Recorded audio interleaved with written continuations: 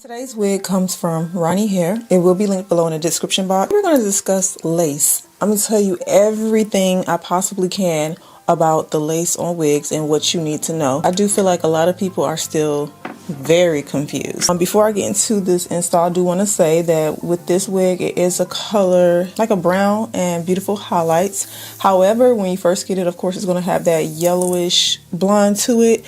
I did add a toner to the hair to take some of the yellowness, but overall the hair by itself is gorgeous. I just wanted to make sure that it meet my complexion. And this is a 20-inch 13x6 cap. Let's talk about what types of lace there are. Originally, there was a lace called French lace, which was just the regular thick lace, which that lace still do kind of exist in beauty supply stores. At first, lace wigs were made with it, but now a lot of companies have upgraded. So right now we have the option to have Swiss lace, also has been out for a very long time, and then HD lace, which is the more supposedly thinner lace. Now, in my opinion, if you know what you're doing with wigs, you can blend any type of lace. You just have to add a bit more detail into your wig install. To me personally, if I had to choose what a beginner would have compared to a person with experience, I would feel like a beginner could use the HD lace and get a flawless install more so than a person that has experience in blending lace. Because a person who has experience with blending lace can blend any type of lace. There are people that have lots of wigs and still don't know how to blend lace, or they just can't get it to work, which is understandable also, because I feel like it does take a bit of practice no matter what type of lace you have. Now, the only lace that I don't like, that I don't see too often, is that thick white looking lace. Like, no reason to even have that type of lace on any wig, to be honest, unless someone just wants a cheaper wig that they can play with and kind of work it out. But I think a lot of times people like myself and others have experience in wigs is because we had it a little bit harder, so we had to learn different techniques to actually blend our lace, whereas now you all are kind of handed all the pre-plucked hairlines and invisible lace. This lace right here is Swiss lace, and I think Swiss lace is very durable. It's not going to rip like HD lace. HD lace, I don't feel like you will get a long wear out of your wig, if that makes sense, because the lace is too thin. It's one of those lace that you pull out for special occasions, and you have to be very delicate with it. Now, with Ronnie hair and a lot of companies I deal with, they use the Swiss lace now. Well, Ronnie hair definitely uses the Swiss lace, as you can see, and the Swiss lace is stronger, but it's a bit more invisible. And also, let's be very aware that most companies, everything is going to vary from company to company. So one company can call their regular lace HD lace, and another company will call their HD lace and it be real HD or be real Swiss. So when you're just shopping for laces, it's best to, instead of just always going by the words on the site, because a lot of times they are keywords for trending topics, it's best to actually see the wig itself. Sometimes you can request pictures from companies. I don't know if you guys know that. You can email them, request pictures of, hey, I want to see what this wig look like. And some of them will do it for you. Shit, I've always had companies that have done it if I ask. But to be honest, quality lace will be thin. It will be soft. If you want to know the difference, go to a beauty supply store and feel some of the lace that's on most of those wigs there. It's hard, and I've actually purchased a beauty supply store wig and have noticed that the lace is irritating to the skin, very much so. Like with this lace is very soft, as you can see, but it's still very durable. So I can pull it like this, and as you can see, it's strong enough to go through something, but it's not too weak, and it's comfortable on the skin. And that's kind of why you pay a little bit more for Swiss lace from like this company, because their quality is actually really good when it comes to the lace. Now let's talk about caps, because I think that is an important topic to talk about. I get questions about cap sizes and whatnot. I get this question like, what cap size are you? And my head size, I can wear a small or a medium size cap. My head is between a medium small, so I can wear both. When people are asking me this question, it's almost to kind of determine what they could wear.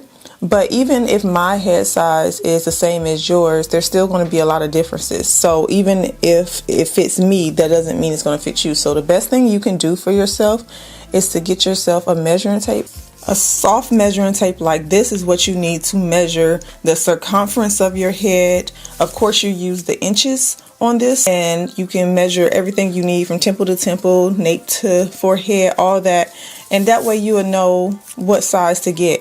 Now, if I can be 100% honest with you, because I feel like there's a lot of miscommunication wig wearers. To be honest, my cap size never fit perfectly in the back.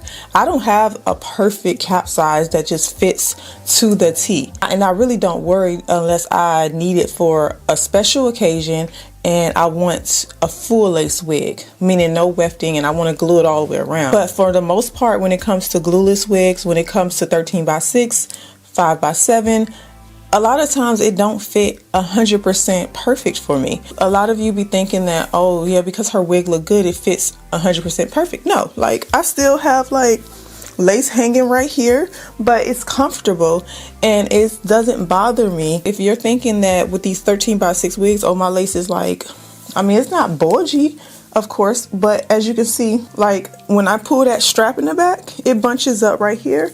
But I can still work with it.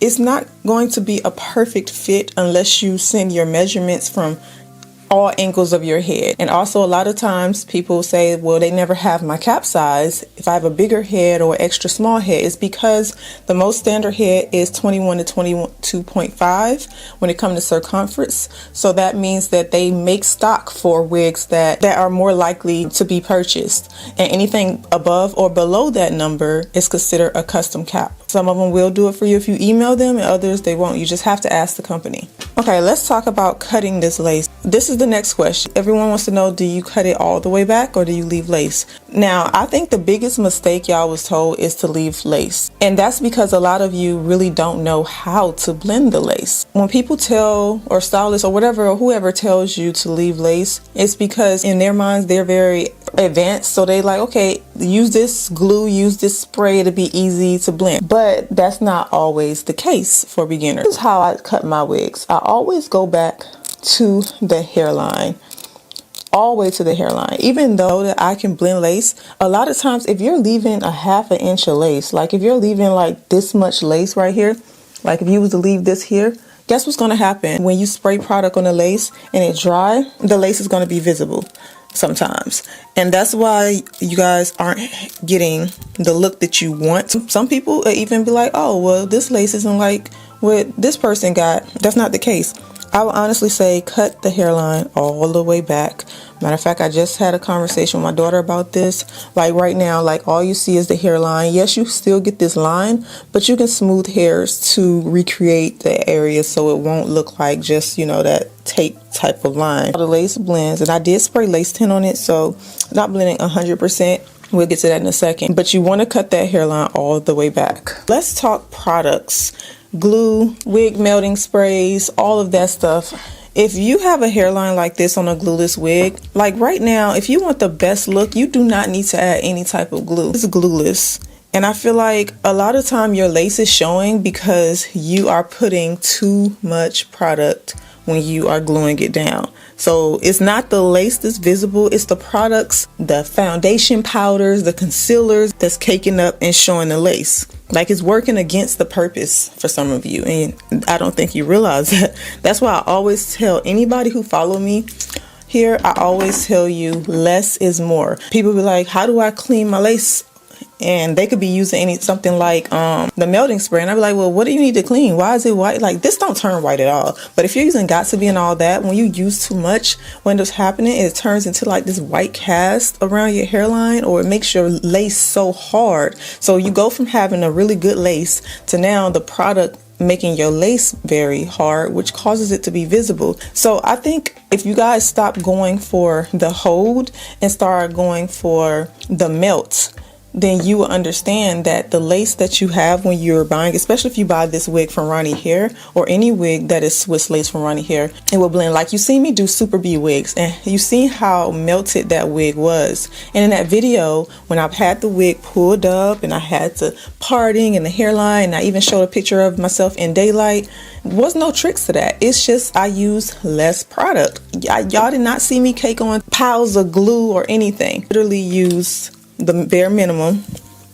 And I think that's what y'all need to do to get the look that you're going for. Either you want the hold or you want the look. No matter what you do, a wig is always going to look like a wig. And I mean, I agree and disagree at the same time. But let's be honest, a lot of people over the past few years have been getting online screaming, so what is a wig? Like, I guess if I can just say, be cautious on who you're copying when it comes to your wig install, comes to the look of it, because whatever their belief is how your wig is going to look.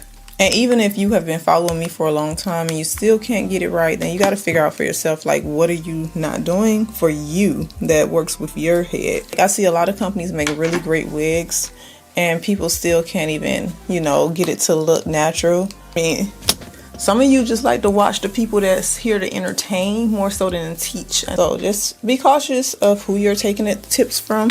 So just remember that when these companies say that it's a do nothing wig, you can literally do nothing. You don't have to bleach it. You don't have to pluck it. You don't even sometimes have to create baby hairs. Just remember, it may still look like a wig until you put your own personal touches to it. And this middle part is not working for me like I want it to, so I'm going to switch it to a side part. Alright, I think I've styled this wig enough. As you can see, just switching the parting, I feel like it looks so much better. I just wanted to give you guys those tips. This wig will be linked below in the description box. This hair is absolutely gorgeous.